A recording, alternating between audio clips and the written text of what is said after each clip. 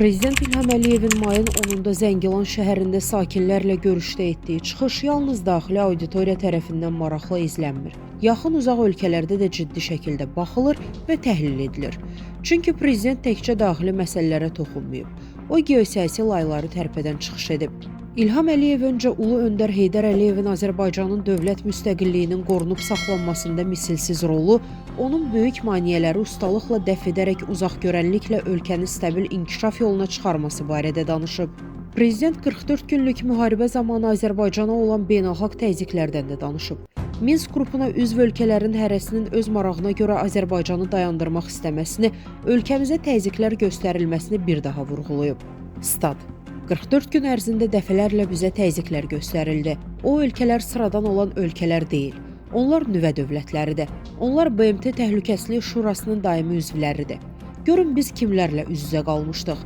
Hər biri bu işğalı əbədi etmək, bundan bir alət kimi istifadə etmək və nəticə etibarilə Azərbaycan xalqına rahat nəfəs almaq imkanı verməmək üçün dəridən qabıqdan çıxırdı.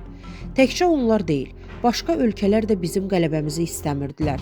Ölkə başçısı deyib ki, bu təzyiqlərə güclü iradə ilə cavab verilib. Xalqın dəstəyi ilə Şuşanın azad olunmasına qədər müharibə davam edib, zəfər qazanılıb.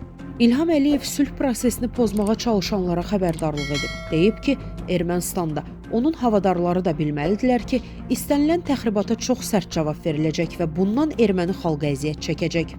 İlham Əliyev ölkəsini abadlaşdırır, onun paralelində Cənubi Qafqazı tam təhlükəsiz məkana çevirir, Ermənistanla sülh şəraitini təmin edir, Çindən Avropaya qədər yeni dəhlizlər, kommunikasiyalar inşa edir, Azərbaycan xalqının, eyni zamanda başqa xalqların xoşbəxt gələcəyi üçün böyük layihələrə imza atır. Özlərini sülhün təminatçısı, inkişafın memarı kimi təqdim edən bəzi ölkələr isə bu parlaq prosesi pozmaq üçün var gücləri ilə çalışırlar. Statın sonu. Əməkdar jurnalist Ayzər Ayxanın bu məqaləsini tam şəkildə şərh bölümündəki linkdən oxuya bilərsiniz. Əziz izləyicilər, xəbərlərdən məlumat əldə etmək üçün kanalımıza abunə ola bilərsiniz.